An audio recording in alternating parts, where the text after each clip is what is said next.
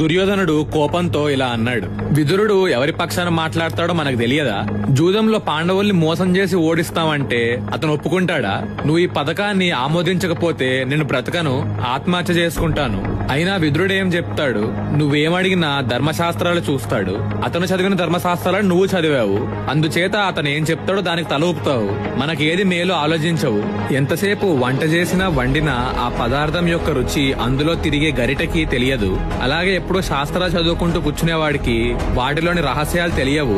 స్వయంగా విశ్లేషించి చూస్తేనే అవి తెలుస్తాయి. మీరు చేసే ధర్మశాస్త్ర చర్చలు సాధారణ పౌరులకే వర్తిస్తాయి. రాజ్యాలేలే రాజులు వాటిని అనుసరించరు. క్షత్రియుడెప్పుడు శత్రువు మీద విజయానికే ప్రయత్నించాలి.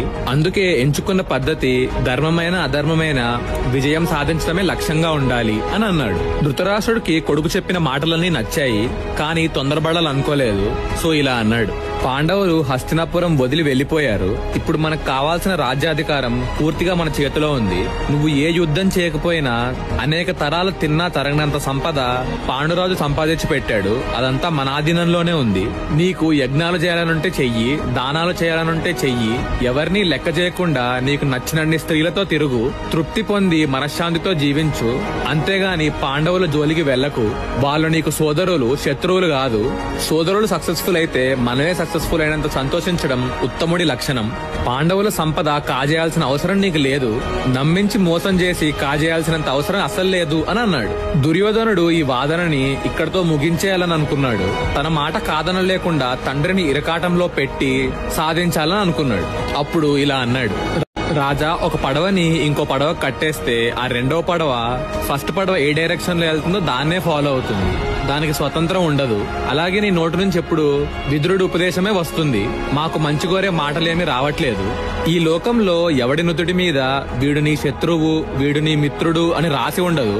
అసలు ఏ మానవుడు పుట్టుకతోనే ఎవడికి శత్రువుగాడు, మిత్రుడుగాడు. ఎవడి వలన రాజుకి మనస్తాపం కలుగుతుందో వాడు ఆ రాజుకి శత్రువు. ఆ శత్రువు వృద్ధి చెందుతుంటే సంతోషించే రాజు తాను ఇక ఎప్పుడూ వృద్ధిలోకి రాడు. తాను వృద్ధిలోకి రావాలనుకొని ఎల్లప్పుడూ ప్రయత్నించేవాడే మానవుల్లో శ్రేష్ఠుడు. పాండవుల రాజ్యం సంపాదన నాకు కావాలి, ఇదే నా నిర్ణయం. దానికి యుధిష్ఠిరుడు శకునితో జూదమాడేలా చేయడం నా వ్యూహం. అదే నా మనశ్శాంతికి ఉపాయం. నువ్వే గనుక నా మేలు కోరితే ఈ భూమండలం అంతటికి నేను సామ్రాట్ అవ్వాలని అనుకుంటే దీనికి అంగీకరించు. ఇన్ని చెప్పినా నువ్వు విదురుడి మాటే వినాలనుకుంటే నేనిప్పుడే పాండవులతో యుద్ధానికి వెళ్లి రణరంగంలో మరణిస్తాను. ఈ మనోవేదన నుంచి శాంతి పొందుతాను. నేను మరణించాక నువ్వు విదురుడు ధర్మశాస్త్ర చర్చలు చేసుకుంటూ ఈ రాజ్యాన్ని పాలించండి అని అన్నాడు. ధృతరాష్ట్రుడు ఒప్పుకున్నాడు. వెంటనే ఉద్యోగుల్ని పిలిచి ద్యూత క్రీడ కోసం